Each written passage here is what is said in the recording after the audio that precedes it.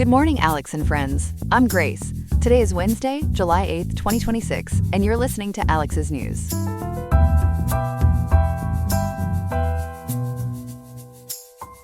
The high in Riverside today will reach 97.2 degrees with a low of 64.3. It is going to be a very warm day, so please make sure to stay hydrated and find some shade if you are spending time outdoors. On the show today, we are investigating the circumstances that caused the ceasefire agreement between the United States and Iran to fall apart. We will also break down what you need to know as the trial gets underway concerning the killing of Charlie Kirk. We have plenty of other headlines to get to as well. All of that and more is on the way for you on Alex's News, so please stay tuned.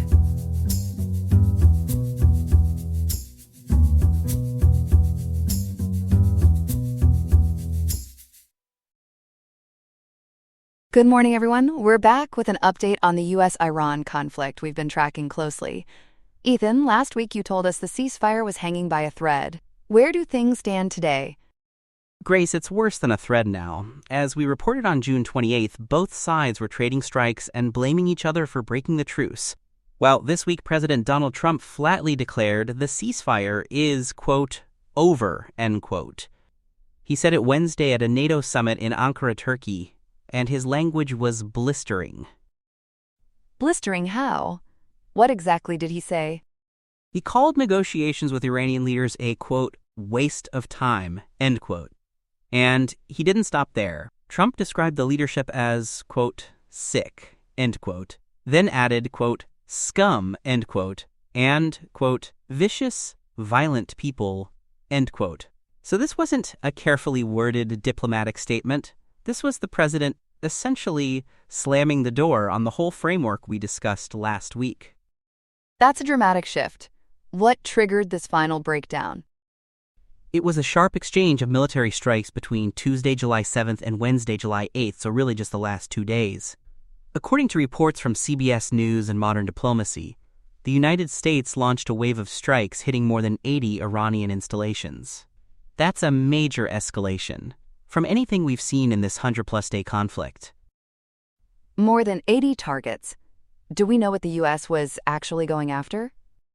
We do, and it's quite detailed. U.S. Central Command, which goes by CENTCOM, said the operations targeted Iranian air defense systems, coastal surveillance installations, and surface-to-air missile batteries. They also hit anti-ship cruise missile sites, drone launch facilities, and more than 60 Islamic Revolutionary Guard Corps fast attack boats.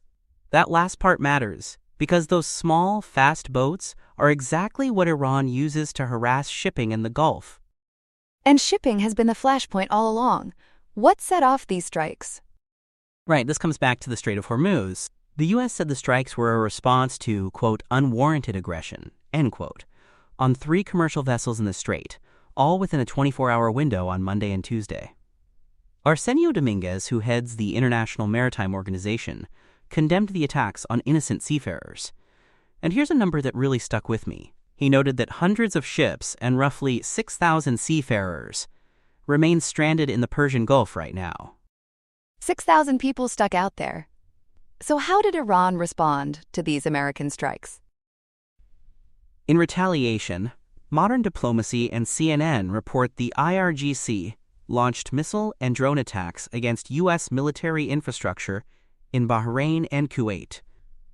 They specifically targeted the Ali Al Salem Air Base in Kuwait and military sites in Bahrain.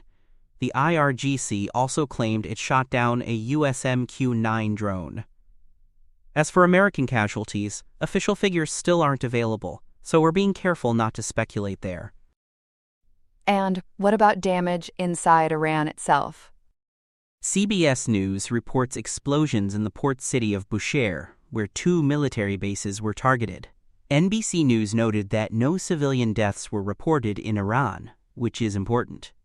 But several people were injured by shrapnel after a projectile hit a commercial pier in the town of Sirik.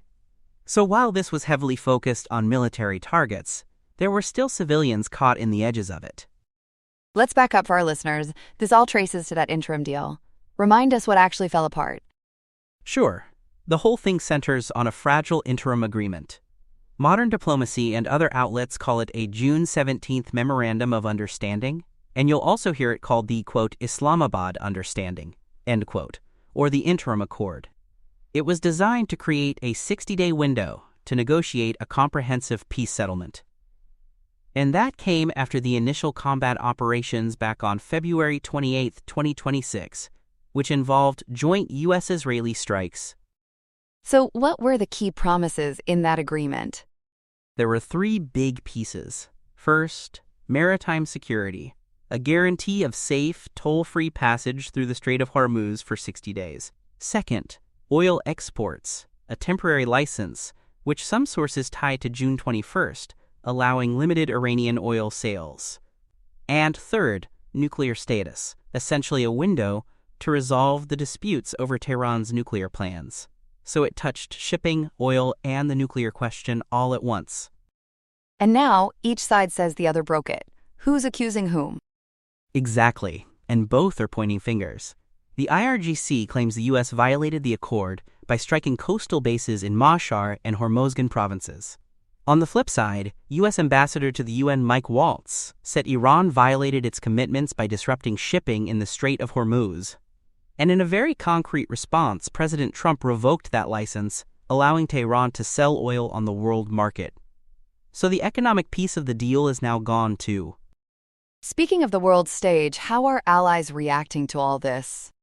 The international community is split. NATO's Secretary General Mark Rutte told reporters in Ankara that the U.S. strikes were, quote, absolutely necessary, end quote, because Iran had, quote, basically, end quote, violated the ceasefire. He even said directly to President Trump, quote, I'm with you on this, end quote. So from NATO's top official, that's full-throated backing. And is everyone in Europe that supportive? No, and that's the tension. The European Union has expressed much deeper concern. Its top diplomat, Kaja Kallas, said the strikes, quote, further complicate already fraught talks to end the war, end quote. But she also condemned Iran's attacks on Kuwait and Bahrain as unacceptable. So the EU is trying to walk a line here. And EU foreign ministers are scheduled to meet with Gulf state counterparts on Monday to talk about freedom of navigation in the Red Sea and the Strait of Hormuz. Let's talk wallets. What's this doing to oil prices and global markets? It sent real shockwaves. CBS News and Modern Diplomacy report that Brent crude jumped 5.3% to $78.09 a barrel. West Texas Intermediate rose 5.4% to $74.23. That's the largest one-day increase since May. So drivers and businesses could start feeling this pretty quickly if it holds. And are ships still even trying to move through that strait? Increasingly, no ship tracking data shows at least 4 LNG and oil tankers turned back rather than attempt to transit the Strait of Hormuz. That prompted maritime authorities to raise the threat level to, quote, severe, end quote. When tankers start turning around, that tells you the people who move the world's energy think the risk is simply too high right now. That's sobering. And is Iran signaling any willingness to step back? Not at all, unfortunately. Iran is signaling it's ready for more. Rear Admiral Habibullah Sayari, Iran's Army Chief of Staff, warned on state television that any U.S. forces deploying to Iran's shores would, quote, enter a hell, end quote. So the rhetoric on their side is escalating, right alongside the president's. Any word from Iran's political leaders, not just the military? Yes. Iranian Parliament Speaker Mohammad Bagher Khalibaf asserted that, quote, the era of bullying and extortion is over, end quote. And the Iranian Foreign Ministry reserved the right to take, quote, any measure necessary, end quote, to protect national security. So between the military and the political leadership, Tehran is projecting defiance, not compromise. So bottom line, Ethan, where does this leave that 60-day peace window we've been watching? Honestly, Grace, it looks effectively dead. When we last covered this on June 28th, the window was at risk of collapse. Now the president has declared the ceasefire over, the oil license is revoked, and both sides are trading strikes on military bases. The diplomatic path we discussed just 10 days ago has, for now, given way to open military confrontation. The next thing to watch is that Monday meeting between EU and Gulf ministers, and whether anyone can pull this back from the edge. We'll be watching closely. Ethan, thank you for breaking all of this down for us. Anytime, Grace. I'll keep tracking it and bring you the latest as it develops. Welcome back. We're following a high-profile hearing out of Utah this morning tied to the death of activist Charlie Kirk. Chloe joins us now with the latest. Chloe, where do things stand? Good morning, Grace. As of today, July 8th, a preliminary hearing is underway in the 4th District Court in Provo, Utah. It centers on the fatal shooting of 31-year-old conservative activist Charlie Kirk, who co-founded Turning Point USA. The defendant, 23-year-old Tyler James Robinson, faces aggravated murder and 6 additional counts. Remind us when this shooting actually happened. It happened on September 10th, 2025, so nearly 10 months ago now. According to prosecutors and testimony from investigator David Hall, Kirk was speaking to a crowd of thousands at an amphitheater on the Utah Valley University campus. It was the first stop of what was called the American Comeback Tour. Kirk was killed by a single shot to the left side of his neck. A crowd of thousands. Does that factor into what prosecutors are seeking? It does, and significantly. Prosecutors are seeking the death penalty, and they're citing the endangerment of those thousands of attendees as an aggravating circumstance under Utah law. On top of that, they're pursuing sentence enhancements. They allege Robinson targeted Kirk specifically because of his political views. What evidence points to that motive? Let's talk about how the state is placing Robinson at the scene. What's the video evidence? Surveillance footage is really central here, Grace. Investigator David Hall testified that Robinson arrived on campus about 4 hours before the shooting, driving a gray Dodge Charger. He was wearing a baseball hat, a dark red t-shirt, dark shorts, and sneakers. During that early window, Hall said Robinson bought a meal at Chick-fil-A and visited the amphitheater, where he actually made contact with Turning Point USA staff. 4 hours early. What happened after that first visit? Hall testified that Robinson later returned to campus in different clothing, a dark long-sleeve shirt and dark pants. He was seen walking with what Hall called a noticeable limp.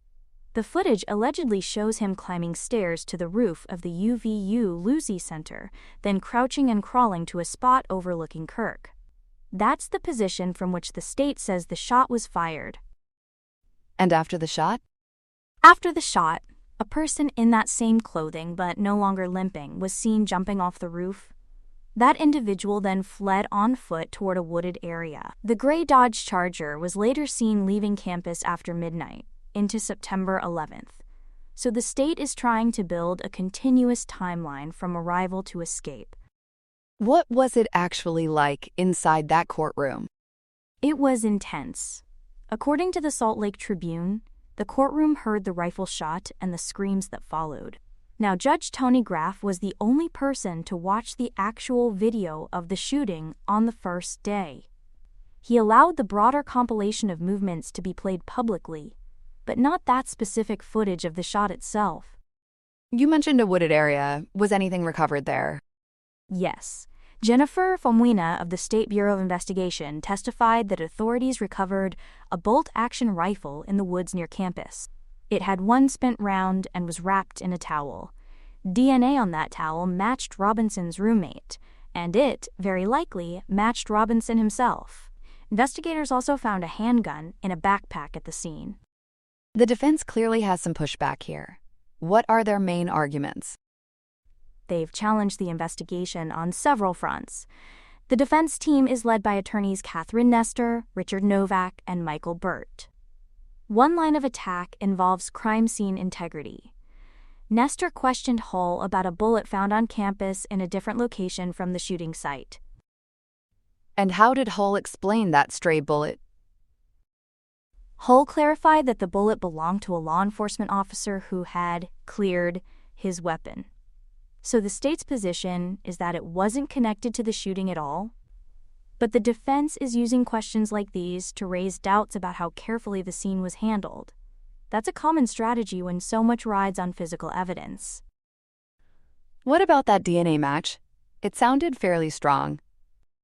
The defense pushed back hard on that. They used an FBI analyst to argue that the presence of DNA on an item does not definitively prove a specific person touched that item.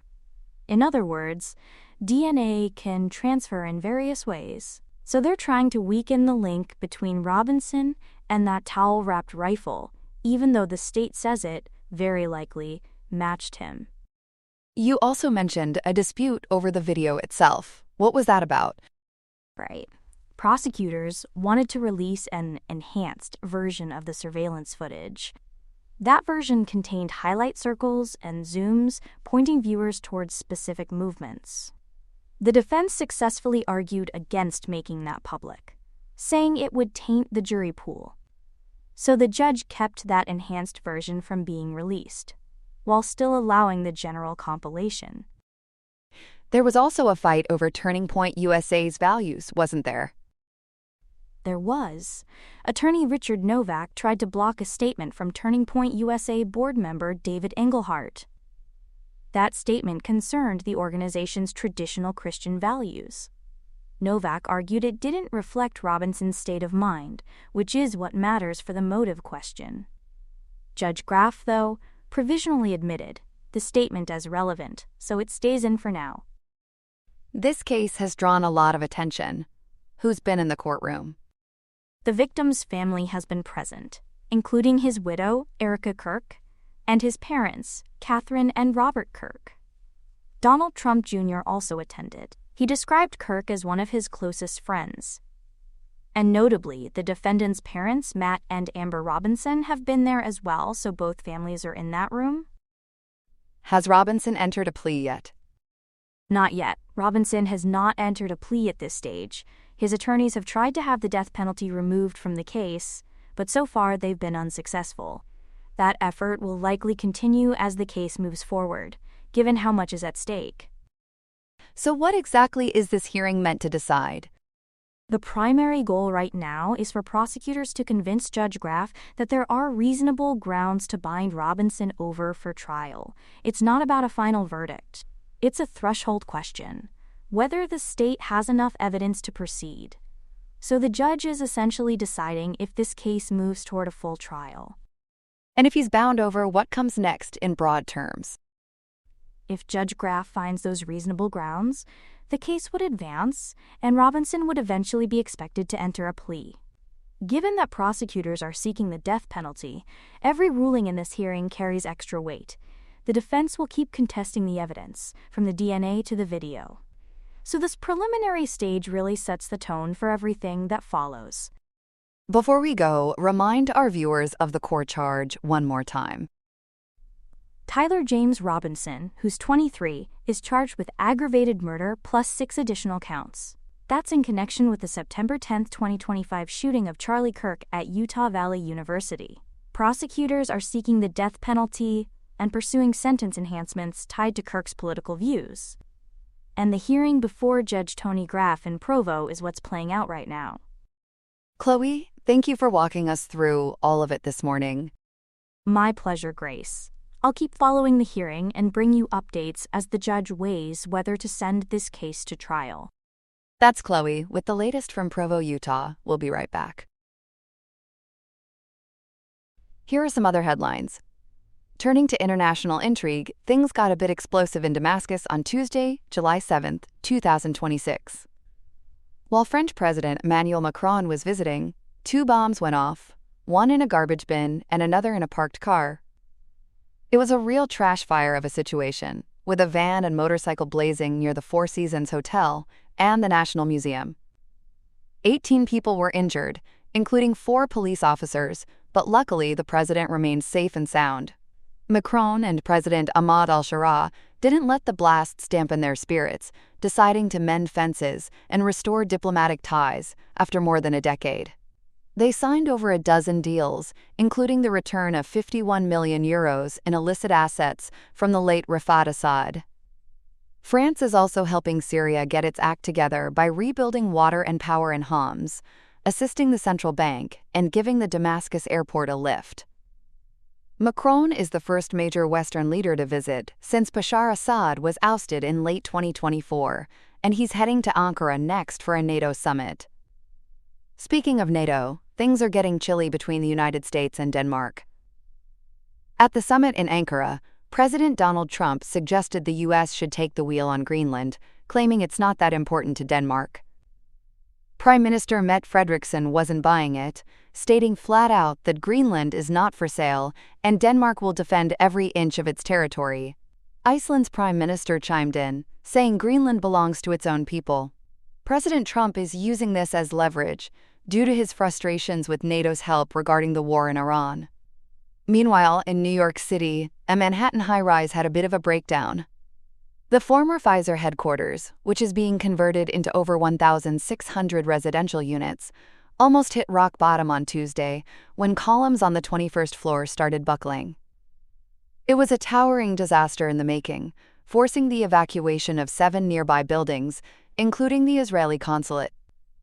While officials say a total collapse was unlikely, the project has a spotty safety record, with previous fines for falling debris. Fortunately, the building has since been deemed stable. In sports, the International Olympic Committee is clearing the way for Russian athletes to compete in the 2028 Summer Games in Los Angeles, even as Moscow continues its strikes on Ukraine. Finally, SpaceX is experiencing some turbulence in the markets. After its June 12th initial public offering, the stock peaked above $200 but has since fallen to around $152, dropping its market value below $1 trillion. While J.P. Morgan sees the stock hitting $225 by late 2027 and Raymond James is shooting for the moon with an $800 prediction, MoffettNathanson is staying grounded with a neutral rating of $131. Elon Musk hopes these funds will help him launch data centers into space and eventually plant a flag on Mars. That's all we have for now. Today's episode was made by Alexander King with Claude Opus 4.8, Gemini Pro 3.1, Gemini Flash 3, and Google Cloud Text-to-Speech. I hope you have a great day. I'll see you tomorrow, Alex.